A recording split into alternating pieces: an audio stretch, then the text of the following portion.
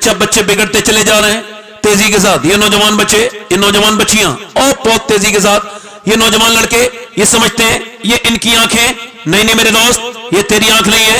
इन आंखों के बारे में गौर कर, ये तेरी आंखें हरगिज नहीं है।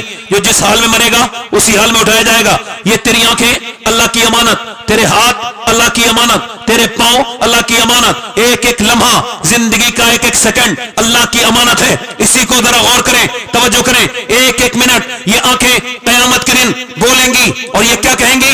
तू नहीं बोलेगा, तेरी आंखें बोलेंगी। और क्या कहेंगी? ओ मेरे दोस्त, ओ मेरे भाई, रातों को अपने मोबाइलों में गंदी तस्वीरें, गंदे वीडियो देख करके सो जाने वाले, सुन मैं तुझसे ही कह रहा हूं, ये रात को तेरी आंखें, ये जो तू देखता है और अपने लॉक लगा लेता है, रब देख रहा है, सबको देख रहा है, वो उसको भी देख रहा है। जो रात को मोबाइल में गंदे फेसबुक पे वीडियो देखता है, इंस्टाग्राम पे देखता है, और वो उसको भी देख रहा है। जो कुरान पढ़ता है, मोबाइल निकाल करके कुरान पढ़ता है, वो मोबाइल में कुरान पढ़ने वाले को भी देख रहा है, वो वीडियो देखने वाले को भी देख रहा है। वो लड़कों से बेहाई और बेगैरती के साथ वीडियो कॉल करने वाली बेगैरत लड़की को भी से बाखबर है, और वो रात में मुसल्ले पे रोने वाली को भी देख रहा है। वो सबको देख रहा है, वो किसी से बेखबर नहीं, वो हर जगह सब कुछ देख रहा है। वो अल्लामुल गुयूब है, वो सब कुछ देख रहा है, वो सबको देख रहा है। बाजारों में घूमने वाले को भी देख रहा है, वो इस जलसे में आकर के उसके नबी का जिक्र सुनने वाले को भी देख रहा है। और इसमें बाजार में, इस बाजार में, इस जलसे में आकर के अपनी आंखों से औरतों को बुरी नजर से देखने वाले लड़कों को भी देख रहा है। वो सबसे बाखबर है, उसे कोई किसी से गाफिल नहीं, वो सबको देख रहा है। सुनो, जो जिस हाल में मरेगा उसी हाल में उठाया जाएगा। अब जरा तवज्जो करो, गौर करो, ये आंखें कयामत के दिन क्या कहेंगी मालूम है? अल्लाह ना करे, अल्लाह ना करे, ये आंखें कयामत के दिन शिकायत करेंगी, मालिक तूने बनाया तो था तेरे दीदार के लिए, मगर इसने तो गंदा कर दिया, गंदा कर दिया, तेरे दीदार के लायक नहीं छोड़ा। वो नौजवान अगर आज मर गए तो कब्र में हुजूर को कैसे पहचानेंगे? आला हजरत फरमाते हैं, राह पुरखार है क्या होना है, पांव अफगार है क्या होना है, छुप के लोगों से किए जिसके गुनाह वो खबरदार है क्या होना है। 5 लड़के गाड़ी, 4 लड़के गाड़ी में जा रहे हैं, चल रही है गाड़ी तेजी के साथ, और उसमें गाना बज रहा है, गाने पे रक्स कर रहे हैं, गाड़ी 120 की रफ्तार पे। अचानक गाड़ी डिसबैलेंस हुई और चारों मर गए, जगह पे मर गए, मर गए। 4 माएं इंतजार कर रही हैं, सुबह से लेकर शाम हो गई, बेटों की लाशें, थक गए रोते रोते सारे रिश्तेदार, लाश नहीं आई, क्यों नहीं आई? पोस्टमार्टम हाउस पे बड़ी भीड़ है लाशों की, जाकर के पोस्टमार्टम हाउस पे जाया करो और जाकर के देखा करो। मेरे घर से 27 किलोमीटर दूर है पोस्टमार्टम हाउस। मैं कभी कभी रात में, कभी कभी दिन में जाता हूं और पोस्टमार्टम वालों को देखता हूं। रात में पूरी रात पड़े रहते हैं लोग, मरने के बाद नाक में उनकी मक्खी चल रही है, मच्छर उनके तरफ हैं। मैं आपसे पूछना चाहता हूं, रोते भी नहीं कोई, कैसी लाशें पड़ी रहती हैं? और वो डॉक्टर के उनके पास वक्त नहीं, अब जो खुदकुशी करके आई है वो भी, जो जिसको जो कत्ल की मौत मरा है मरी है, वो भी बिल्कुल बरहना उनके सामने पड़े हैं। मगर वो बरहना को अब वो क्या करते हैं, पहले वो छेनियों से काटते थे ऐसे करके, वो हथौड़े से, मगर अब बाहर तक आवाज आती थी, अब वो थोड़े से वो अपडेट हो गए और वो छेनी से नहीं काटते, बल्कि वो यहां से लगाते ग्लेंडर, और ग्लेंडर से पूरा पूरा सर उतार लेंगे, पूरा ऐसे करके खोपड़ी पूरी उतारी, और उसके बाद यहां से पूरा चिर से, यहां से चिरते हुए पूरा फाड़ देंगे, यहां से पूरा फाड़ दिया। उसके बाद जो भी चीजें करनी करी, उसके बाद यहां पे वो लगा रहे हैं मोटे मोटे ऐसे करके टांके लगा रहे हैं, मोटे मोटे टांके लगा रहे हैं, ऐसे करके टांके लगाते जा रहे हैं, लगाते जा रहे हैं, पूरा कहीं से लगाया, मोटी मोटी खाल को ऐसे करके। मैंने 2018 में 2 लड़कों को गुस्ल दिया था ऐसे, अपने पड़ोसियों को, बिल्कुल मेरी एक दीवार के बीच में। एक की उम्र 17 साल, एक की 19 साल, मुझे नाम भी याद है, मैंने गोदों में खिलाया था। एक का नाम मोहम्मद साकिब, एक का नाम मोहम्मद साजिद, एक की 19 साल, एक की 17 साल, दोनों बच्चों को मैंने गुस्ल दिया। उनके पूरे जिस्म को मैंने देखा, ऐसे बेदर्दी के साथ सिए हुए दोनों बच्चे थे। अल्लाह के रसूल फरमाते हैं, जब मुर्दे का हाथ पकड़ता है गस्साल तो वो कहता है आराम से उठा, तेरे उठाने से बड़ी तकलीफ होती है। मुझे बताओ, ये जो तकरीर कर रहा है एक दिन ये भी मरेगा, ये जो सुन रहे हैं ये भी मरेंगे, कोई नहीं बचेगा।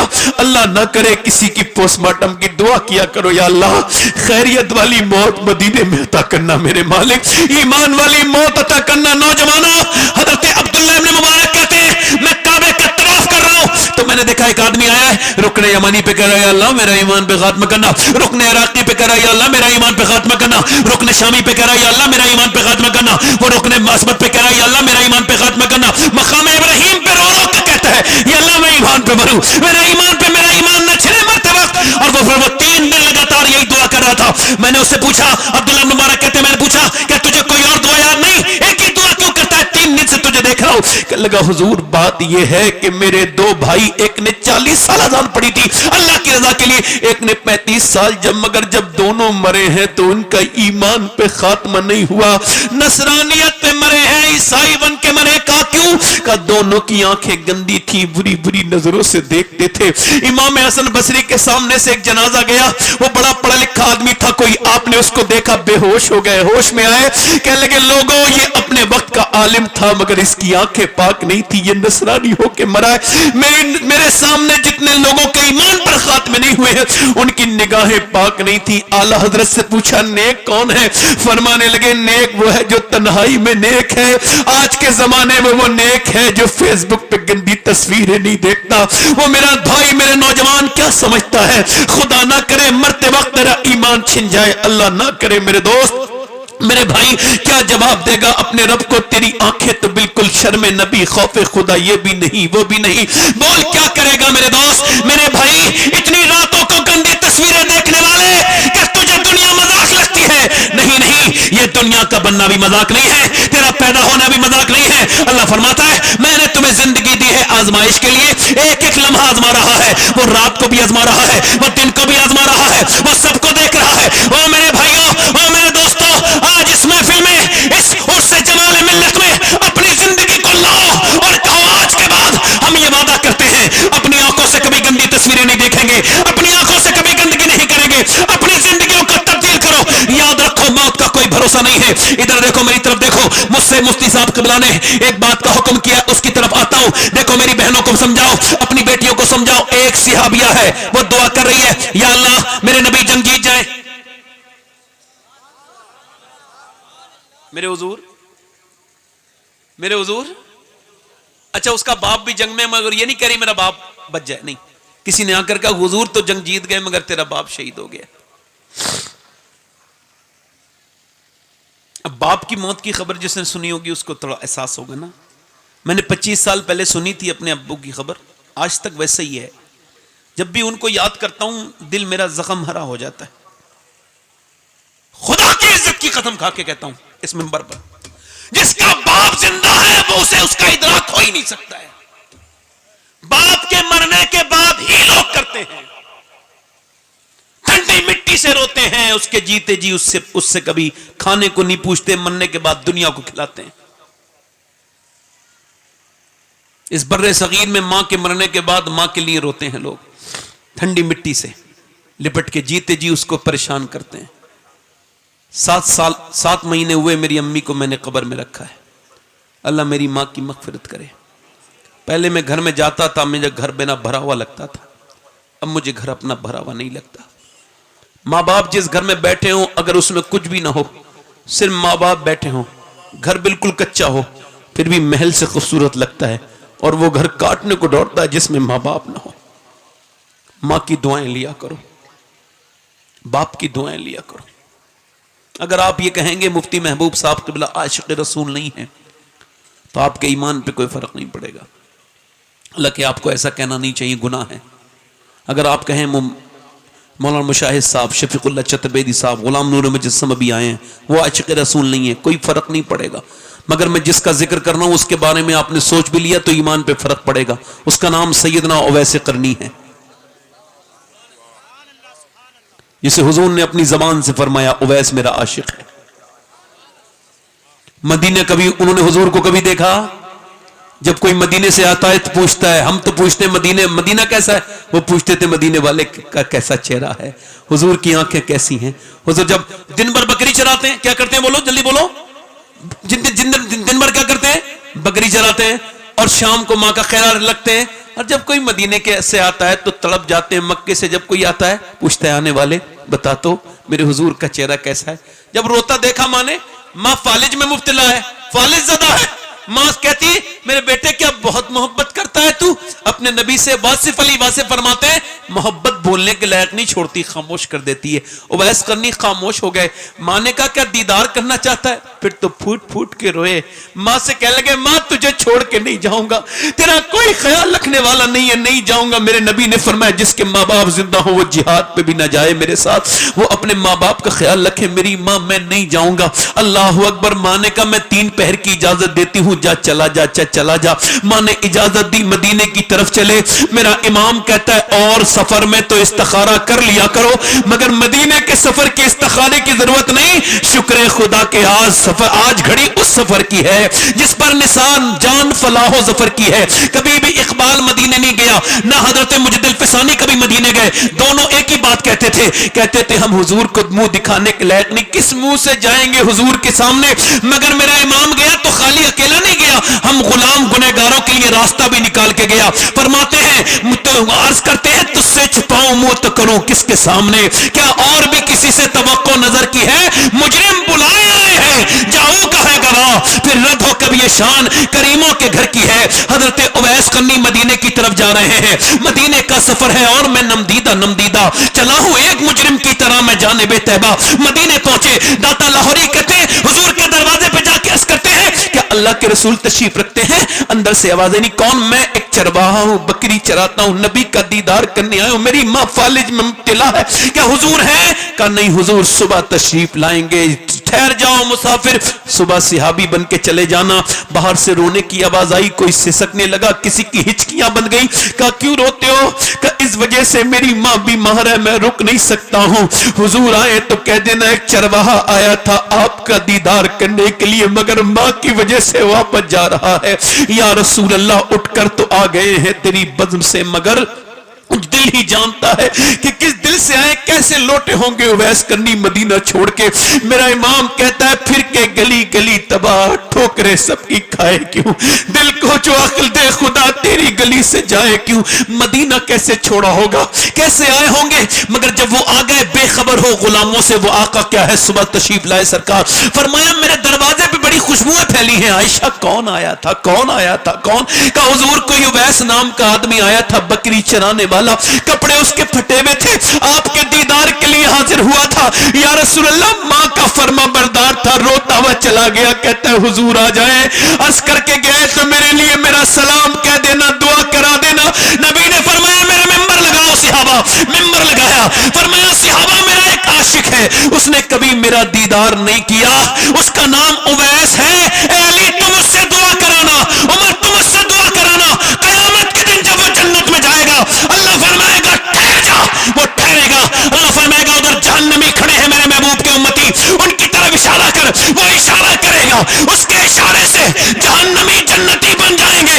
اللہ فرمائے گا ایسا بدلہ دیتا ہوں میں ماں باپ کی خدمت کا۔ اس کا مطلب یہ ہے ماں باپ سے بڑی دعا کس کی ہو سکتی ہے؟ میں آپ کی بارگاہ میں ایک بات عرض کر رہا ہوں، علماء کرام کے درمیان میں کون سے پیر صاحب کی کتنی دعا قبول ہوتی ہے کوئی گارنٹی نہیں، میں کوئی گارنٹی نہیں دے سکتا کس کی دعا کتنی قبول ہوگی، مگر میرے حضور فرماتے ہیں ماں باپ کی دعائیں ایسے لگتی ہیں جیسے نبیوں کی دعائیں امتی کے حق میں لگتی ہیں۔ ماں باپ کی دعائیں لو، ماں باپ سے بڑا کبھی ماں باپ کے ہاتھ پیر دبایا کرو۔ اے نوجوانوں یہ مر جائیں گے تو ٹھنڈی مٹی سے رونے کا کوئی فائدہ نہیں ہے۔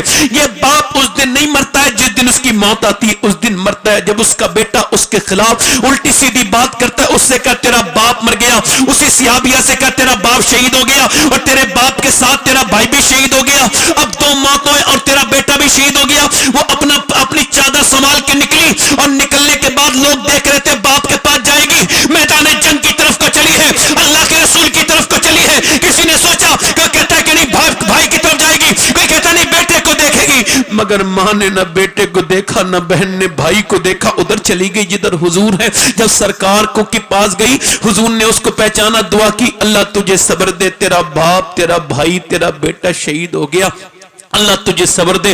حضور کی طرف دیکھ کے عرض کرنے لگی حضور میں پوری पूरे मैदान में आपको ढूंढ रही थी। आप सलामत हैं तो मेरा सब कुछ सलामत है या रसूल अल्लाह। आप सलामत हैं तो मेरा सब कुछ सलामत है या रसूल अल्लाह। मेरे तो आप ही सब कुछ है, रहमत आलम में जी रहा हूं जमाने में आप ही के लिए। फिर गई तो बाप भाई के कब्र पे, बाप भाई के जनाजे पे गई तो रो रही थी, मगर दुपट्टा उसका सही सा पर्दे में थी। किसी ने कहा बाप भाई सब शहीद हो गए, अभी पर्दा वैसा का वैसी है। कहने लगी मेरे बाप शहीद हुआ है, मेरा अभी पर्दा जिंदा है, मेरा इस्लाम जिंदा है। इस तरह की लड़कियां मुझे तो अब मिलती नहीं थी, मगर जब मैंने फिलिस्तीनी लड़कियों की बातें पढ़ी तो मैं समझा मैं सैयद हूं, मगर फिर भी ये वसीयत मैंने कर दी है, अगर कोई उस फिलिस्तीन की लड़की का जूता मिल जाए तो मेरे मरने के बाद मुझे गुस्ल देके मेरे कफन के सीने पर वो मेरे सीने पर वो रख देना, वो जूता उस लड़की का जिसने ये बयान दिया है फिलिस्तीन की बच्ची ने कि जब हम रात को सोते हैं तो बुर्का ओढ़ के सोते हैं। किसी ने कहा बुर्का ओढ़ के तो कोई नहीं सोता, रात को तो सब कपड़े अलग बदल के सोते हैं कि हम बुर्का ढीला ढाला पहन के इस वजह से सोते हैं कि जब रात को हमारे घरों पे बम गिरते हैं और जब उनके अंदर से सुबह को मलबे में से लाशें निकलती हैं तो ये सोच के बुर्का ओढ़ के सोते हैं कि सुबह को जब हमारी लाशें निकले तो बेपर्दा नहीं होनी चाहिए, पर्दे में होनी चाहिए कि जब कयामत के दिन हुजूर की बेटी से मुलाकात हो तो अर्ज कर दे ए नबी ज़ादी, ए सैयदा, हमारे बाप भाई सब शहीद हुए, हमारे बच्चे भूखे शहीद हो गए, मगर हमने पर्दा नहीं छोड़ा, हमने कुरान नहीं छोड़ा, हमने कुरान की तिलावतें नहीं छोड़ी। मैं अपनी उन बहनों को बता देता जो इस जलसों में आकर के मज़ारों पे जाकर के बेपर्दा रहती है, काश मैं उनसे कह देता कि जिंदगी मुख्तसर है, काश मैं उन्हें बता पाता मेरी बहनों तुम किसी अमेरिकी टीनो नहीं हो, तुम अमेरिका की कोई लड़की नहीं हो, तुम किसी अमेरिकी औरत की मानने वाली नहीं हो, तुम किसी कराची की नाचने गाने वाली बदतरीन किस्म की नाटक बनाने वाली औरत की मानने वाली नहीं हो, तुम तो सैयदा फातिमा की मानने वाली हो।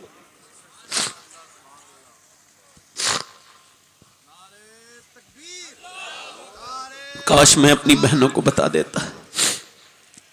छोटी छोटी बच्चियों को बेपर्दा रखने वालों, 6 साल की 5 साल की बच्चियों को इंग्लिश लिबास पहनाने वालों, काफिर इंटरनेट पे डाल के कहते हैं हमने इतनी बच्चियों के इस्लाम खत्म कर दिए।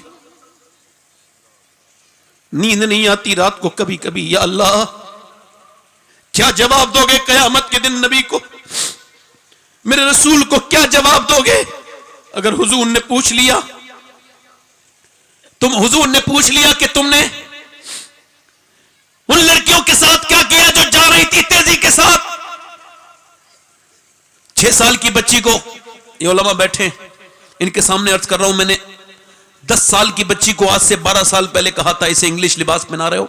शादी में देख करके उसके भाई ने कहा मौलाना अपना काम करो, मुझे अपने काम से मतलब है, मेरी बहन पे मुझे एतमाद है।